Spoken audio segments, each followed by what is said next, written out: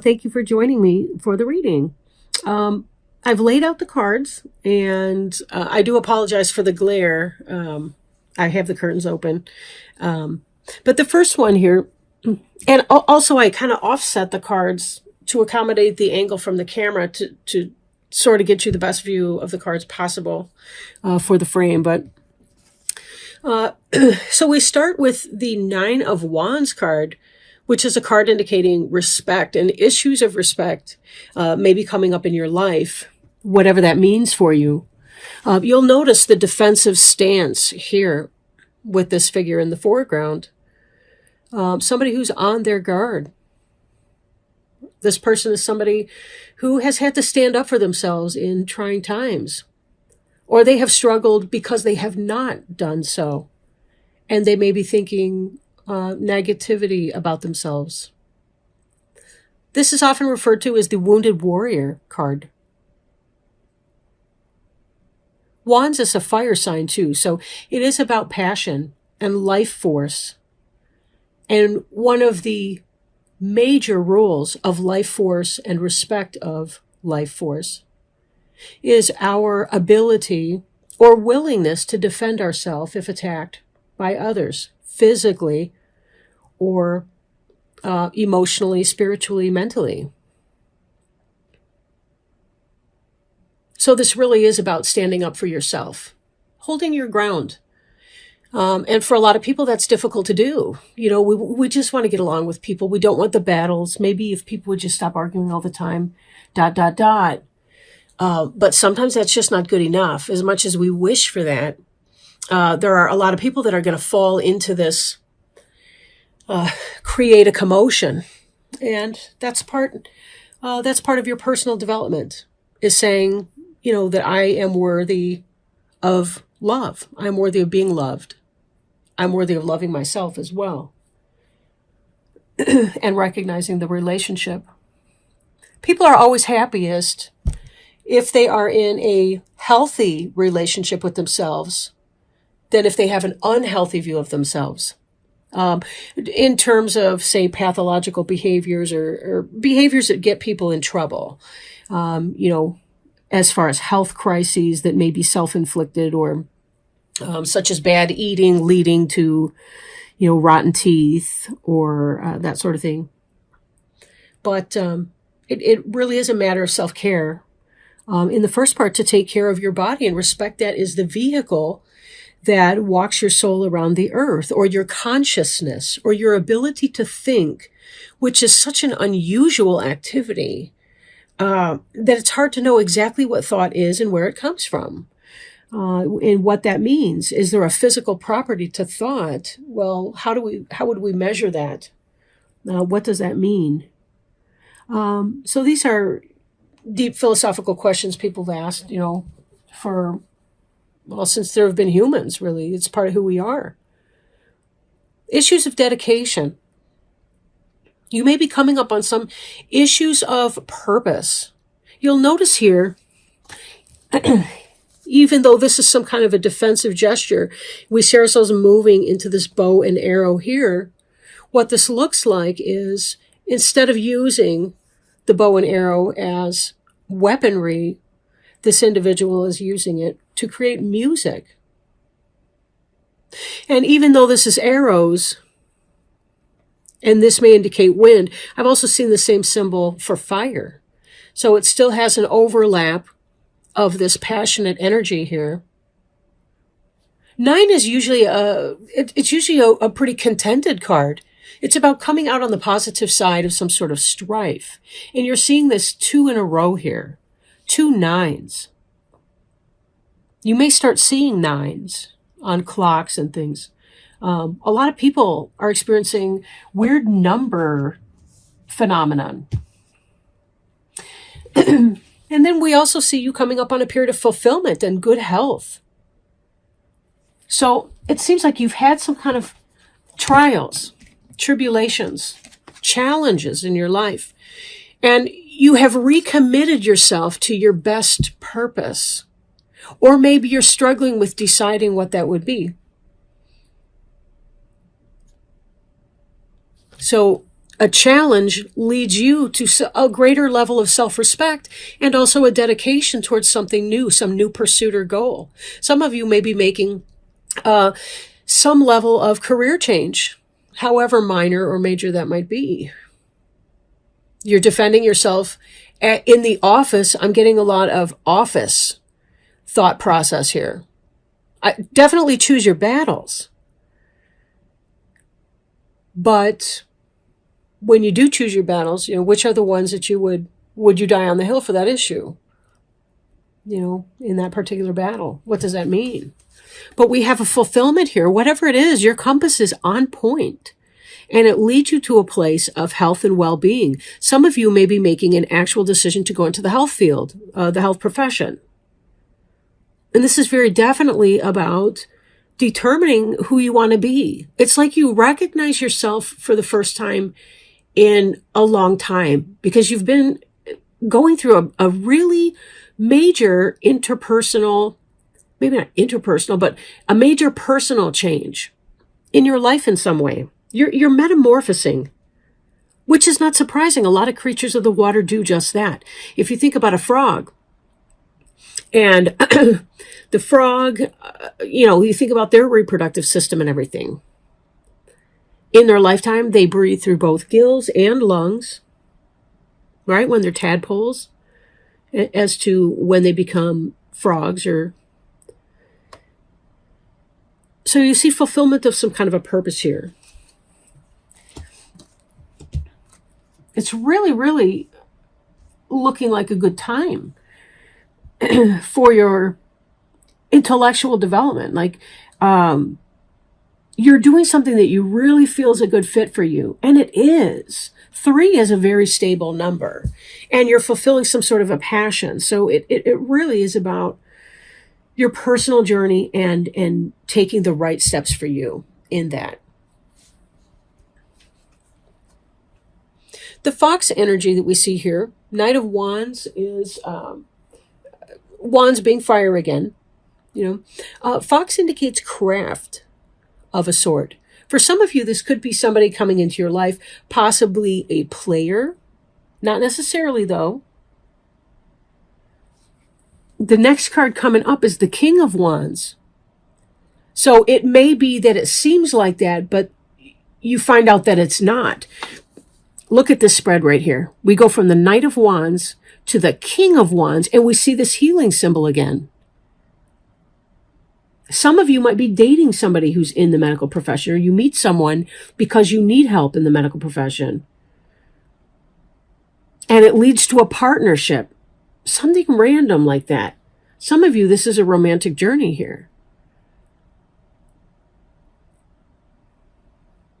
Now, this can be contention or strife or power or dominance.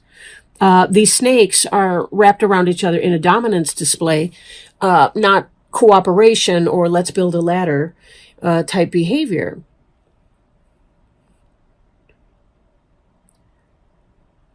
This is some kind of this can also indicate a turning point of a kind.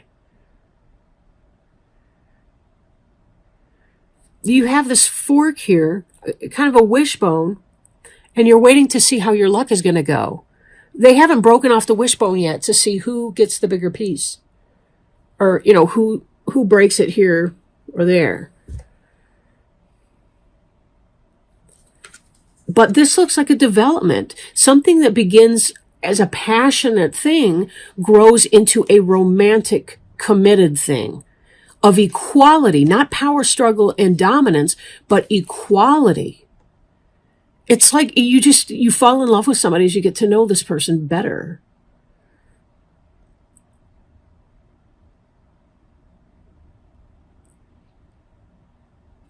So that's great.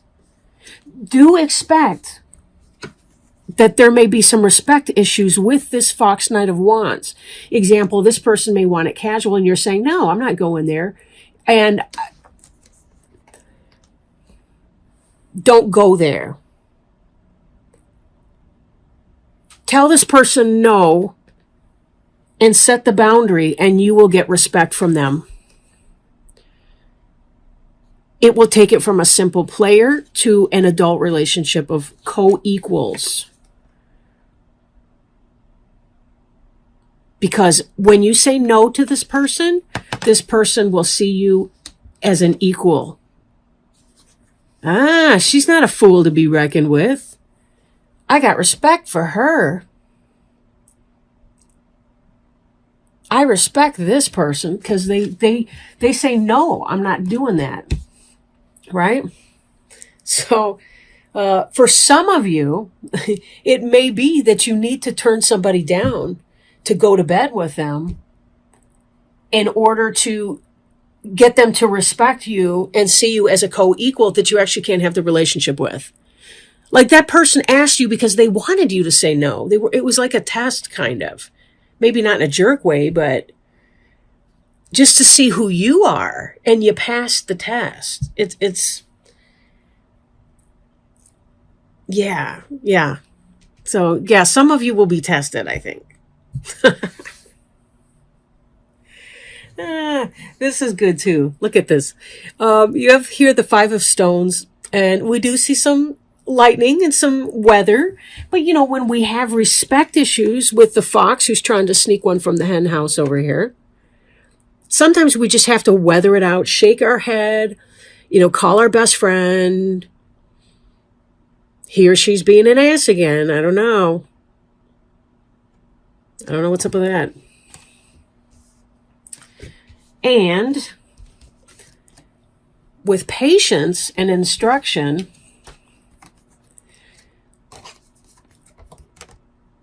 Ten of Arrows, instruction, right?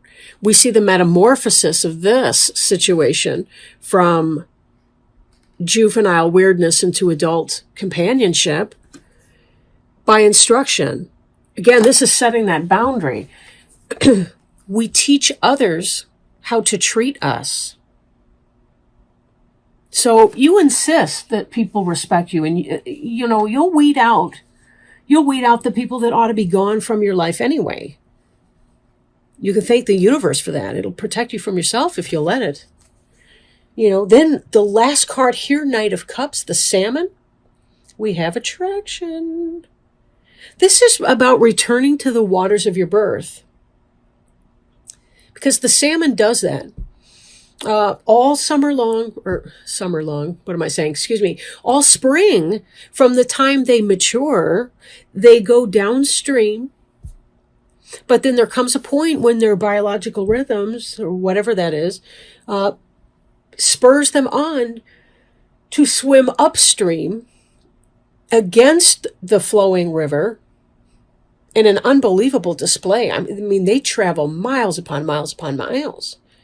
These salmon, they leap up waterfalls even to return to the waters of their birth so that they can sow the seeds of the next generation. They lay their eggs and then they die. Now, that doesn't mean you're going to fall in love with a terminal patient here. God forbid. That's not what I'm getting at. But what I am getting at is this thing that's starting, and it could be somebody you knew before in this lifetime who's returning potentially. But I don't mean an ex. I'm not seeing it as being somebody with baggage with you. Like you might have been on a date or two and then it didn't take off anywhere, but that would be like the maximum. Not like it was a bitter battle at the end and then they come back in and, no, not like that. But there may be somebody or some kind of an influence that launches us off into your life.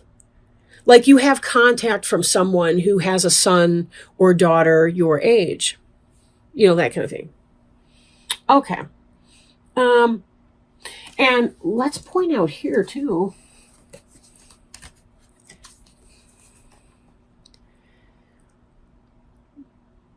Fulfillment, the reindeer pair, and salmon. We're seeing the King of Cups here, and you might think that that's a battle. But the book that accompanies the deck reminds us that with caribou, or members of the caribou family, such as reindeer, for one example, the males and the females both have antlers. So this is a male-female couple depicted in the card, not two males who are about to put their heads down and duke it out.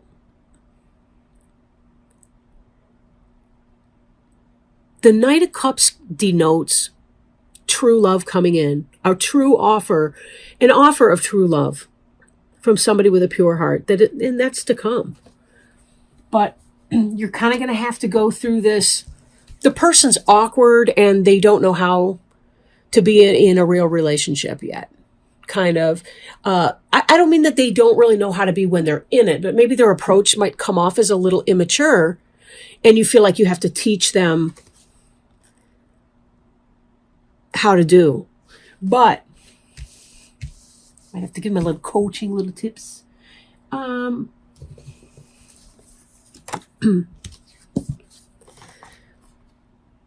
Here we have the dedication we were talking about. This is what you were thinking about. As you're getting to know this person, you're saying no to them. There still is some kind of a strong sexual attraction. And that's the King of Wands energy. I mean, you have to admit that does look kind of phallic. I mean, coming up there. We have this medical symbol right here. There's a word for that. I can't remember what that is right now. But we also have this someone's setting their mind or their intention. It's either him or you. It's kind of like you tell this person no, and that person, they're so attracted to you anyway. And they really, from that moment, they're like, bam, I respect this person. I respect her. And that's when he's like, I got to have it. And you guys are just really a good fit. A very good fit. How did I have that again? No. I have all these together. Anyway.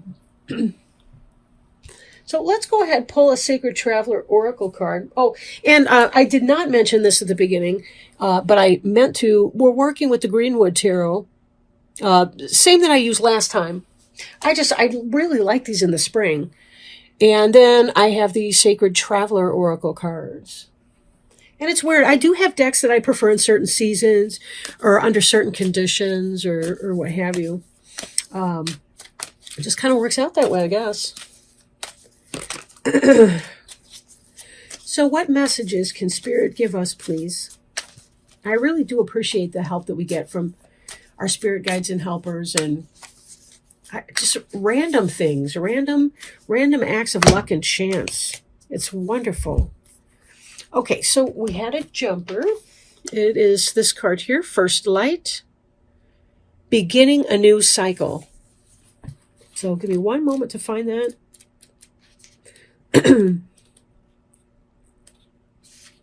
First Light.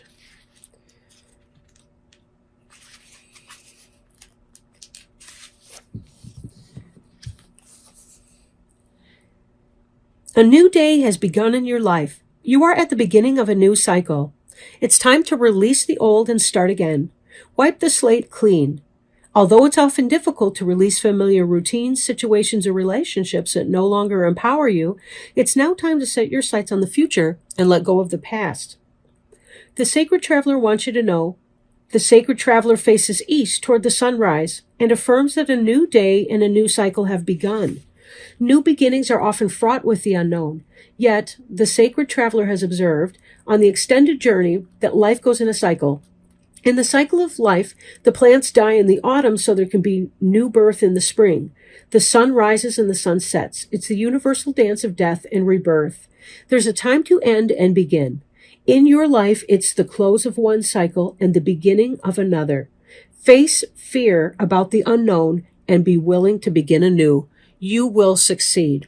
Yes, take a chance on this new opportunity that's coming your way. Take a chance on it. It's really going to give you a brand new life, a rebirth in this situation, the equality in this situation. Some of you may be moving on from a job, but you had to set a boundary in that.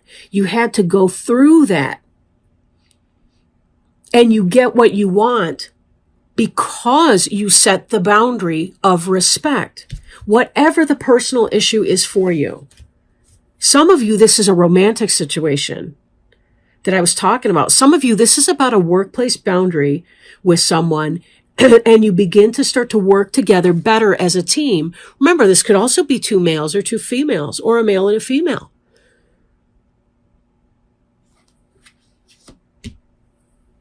So business, home and family life, romance, relationships, take it as it resonates. It will vary for each person.